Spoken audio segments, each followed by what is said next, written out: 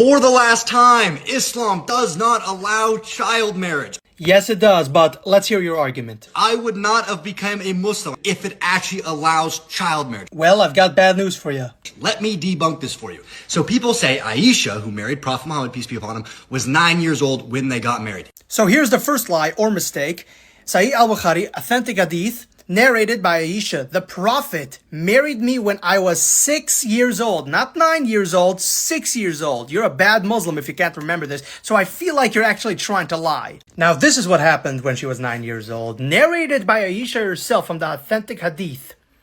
The Prophet married her when she was 6 years old and consummated the marriage, i.e. had sex with her, when she was 9 years old. So he had sex with a minor, with a 9-year-old child that was prepubescent. But I have a feeling that you're gonna lie right now again. Yes, this is true. Now, when you hear that at face value, when I hear this as a Westerner, I'm like, whoa, that is insane. Yes, I understand that it sounds completely wrong. Maybe because it is completely wrong that the holy prophet of God would do something so heinous and horrible to another person. But we also have in the text that she was past the age of maturity. We know that she was mature. Justifying pedophilia is crazy to me. By the way, so that makes it okay.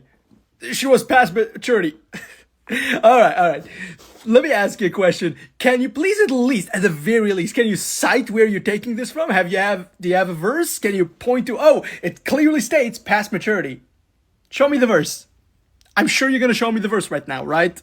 And in Islam, you are not allowed to marry a woman until she is past the age of maturity. Now, this is actually how we know she was not actually past the age of maturity. Watch this. Sahih al-Bukhari, again, authentic hadith, narrated by Aisha herself. I used to play with dolls in the presence of the Prophet. And I had a female friend who used to play with me, all right?